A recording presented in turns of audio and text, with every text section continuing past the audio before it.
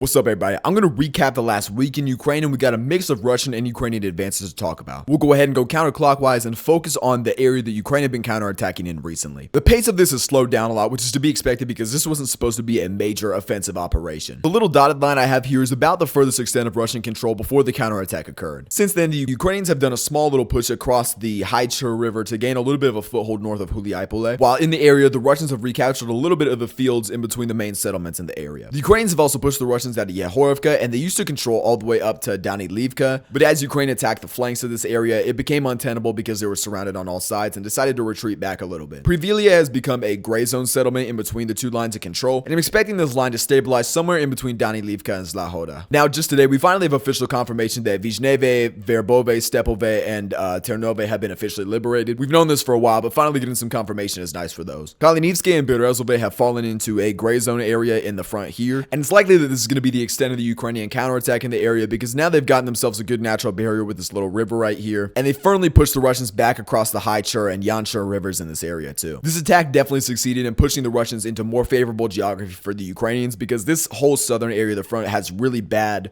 geography for defense for the Ukrainians. Ideally, the Ukrainians want to prevent any kind of flanking attack on Orihiv because it's the main stronghold that supplies this area. The front by Orihiv has been extremely inactive as well. The Russians have been trying to flank Orihiv from the right and the left, and we've seen them get pushed back from Primorske all the way back to this line. Overall, this definitely buys Orihiv some more time and helps keep a static, less intense area of the front line for Ukraine for the future. All right, heading up to Pokrovsk, we have advances on both sides, and the main crux of this whole thing is this rail line, which I've marked by the red. The Ukrainians definitely want to keep the Russians behind this rail line at all costs because this is the main fortifications past Pokrovsk. It's definitely not the only ones. There's more probably along this elevation along here, but keeping them behind this line is definitely in their best interest. They push the Russians back across into Uchadne, which is great for them because if the Russians were able to control these two settlements, that would give them a great base and a vector to attack Serhivka from. And the main way that Russia's been advancing recently is they'll do a big push outwards and then attack the flanks and then just keep going and then going for the flanks. That's what happened after the fall of Vuludar, which led to this whole thing going on by Huliaipole too.